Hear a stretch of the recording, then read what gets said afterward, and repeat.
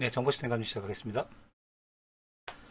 오랜만에 성능 테스트에 대해서 좀 이야기를 해야 될 것 같습니다. 여러분, 제가 예전에 그 올려놓은 영상을 보고 한 분께서 질문을 올려주셨어요. 네, 여기 보시면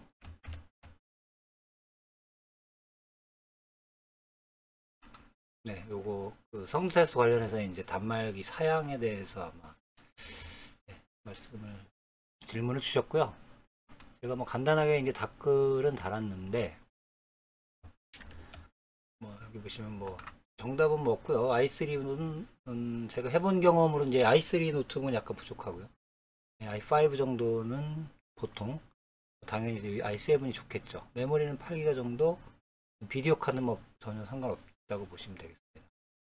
물론 이제 반응 속도가 빠르면 그 J미터에서 플러그인해서 쓸 수 있는 그런 여러 가지 그죠? 리스너들 중에서 이렇게 화면에 뿌리는 것들이 있기 때문에 물론 비디오 카드가 좋으면 그것도 이제 빨리 표출이 될 수 있긴 한데 큰 문제는 없고요. 제가 이제 추가적으로 이제 말씀드릴 게 있어서 오늘 영상을 찍게 됐습니다. 이 성능 테스트를 하실 때 물론 이제 자기 개인의 노트북의 사양도 중요하지 하죠. 뭐 그 이유는 아시겠지만 저희가 이제 만약에 웹 서버가 있다고 가정하고요.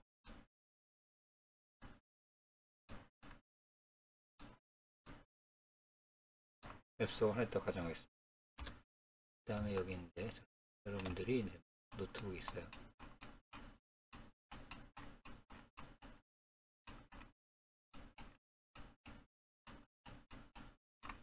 그렇죠? 이제 대운이 인터넷 통해서 이제 이렇게 저희가 접속이 됐다고 보시면 되겠죠. 그래서 이 노트북에서 하는 역할이 아시겠지만 첫 번째로 이제 부하기 위해서 계속 리퀘스트를 보내죠. 네, 뭐 100개, 1000개, 10,000개 해서요.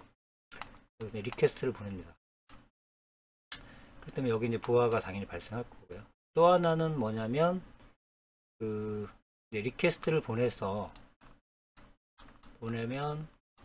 여기 응답을 하겠죠. 이렇게 리스판스가 오겠죠. 그러면 이 리스판스를 처리하는 받아서 뭔가 그죠? 처리하는 부분에 대해서 얘가 이제 부하가 갈 겁니다.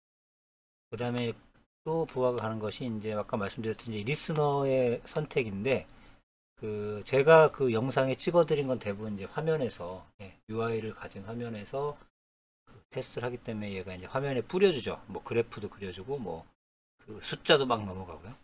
그런 것도 이제 부하가 걸릴 수 있습니다. 그래서 사실은 J미터가 이제 콘솔에서 백그라운드로 UI 없이 하는 방법을 사실 권장하죠. 그건 제가 이제 다음에 좀 설명을 드리고 일단 이제 여러 가지 요소에 의해서 부하가 갑니다. 근데 여러분들이 이제 생각해 보실 게 하나 더 당연히 이제 네트워크 속도 뭐 이런 거겠죠. 무선으로 하느냐 뭐 유선으로 하느냐 이건 당연한 거고요. 제가 이제 말씀드릴 거는 요 랜카드의 문제입니다. 네, 여러분 그 노트북에 당연히 이렇게 랜카드가 꽂혀 있고 네트워크로 연결이 돼 있겠죠. 그래서 이제 부하를 저희가 이제 리스판스를 주게 되면 그 리퀘스트가 오면서 사실은 모든 리퀘스트들이 이 랜카드를 통해서 들어오겠죠. 제가 만약에 이걸 뭐 1000번의 리퀘스트를 줬다면 당연히 얘도 리스판스가 1000번이 오면서 얘가 이 랜카드로 집중하게 됩니다.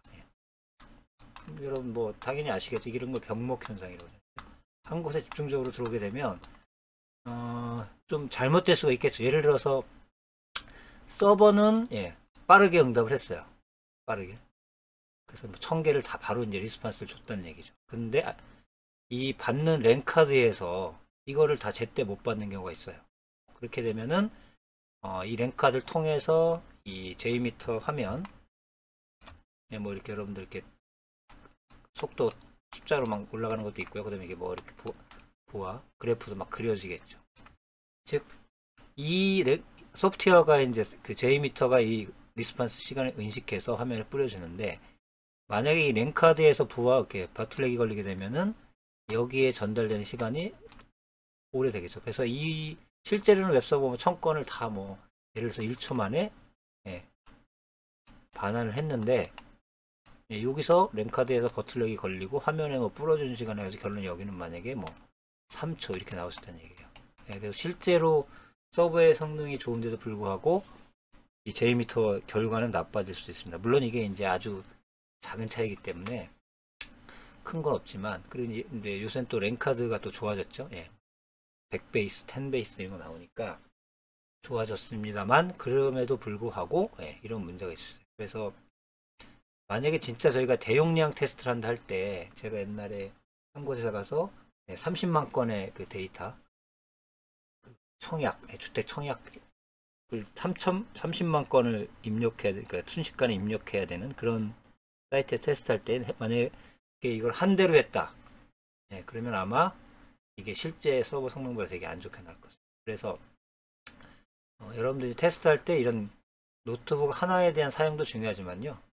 또 이제 랜카드, 물론 여러분들은 뭐 요새 10베이스 이런 거 쓰시는 건 없겠지만 랜카드도 좋은 걸 쓰시는 게 좋겠죠.